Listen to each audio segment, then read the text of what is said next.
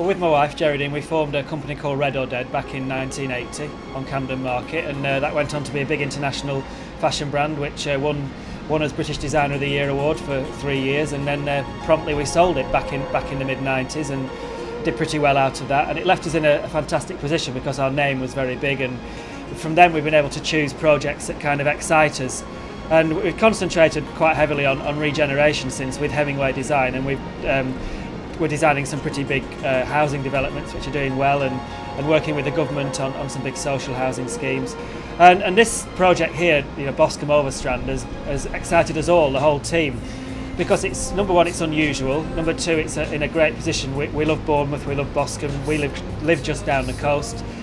It's the renovation of a historic building that's just totally and utterly cool, and you link that to what's happening with the proposed surf reef, and the whole thing's going to be great with restaurants and beach and these kind of beach huts, and this kind of take on a beach hut, as opposed to the Bournemouth is full of wonderful old beach huts in all the bright colours, but this is something totally new and will appeal to a different audience.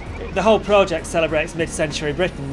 The pier, isn't your traditional Victorian pier; it's a concrete pier, and all of these things are important. And the whole thing is going to have a fantastic brand. It's a great new brand for this part of the world. It's going to put Boscombe back on the map. And what with the surfing, with this, with the cafes that are going to go below, and it's a damn exciting project. This is a very special place, and so we have to make it a very special design, and it will be world class. I mean, it can also have a positive impact on Boscombe by the sheer PR that it will bring, because it's a unique project. You don't get projects like this just happening. I can't think of anything else in the UK that's like this. The very fact that it's celebrating a different era of British design, that mid-century design, the very fact that the pier doesn't look like what people imagine to be a Victorian wrought iron pier. It isn't. The very fact that these are beach huts, but not in the traditional way that you think of beach huts, all of that will help. And also it's got a well-known design team working on it, which might just help a little bit. When you come in, you'll know that by even looking at the staircases and the entrances, the art that's going on the wall, the colour, the freshness of it all, and when you come into these regenerated units, you'll see it from the units that are there, from the art on the wall again, and it will feel like you've got your own little bijou pad, overlooking this wonderful coastline here, and you won't want to leave, but you have to, because you're not meant to sleep here at night. We want to celebrate the history of the place. That's very important, to bring out the DNA of the late 50s and of the early 60s.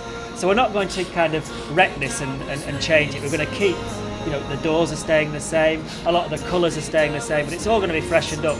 But we're also putting it into the 21st century. And a lot of these will be made bigger, so that we knock some of the walls down to make them double size, so that they can be used for families. But each separate one is going to have its own identity. So when you get inside, it's going to have artworks on the wall that respond to Boscombe, respond to Bournemouth, respond to the seaside.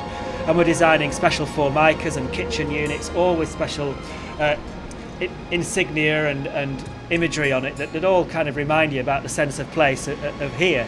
And there's going to be half of these for rent and half for sale.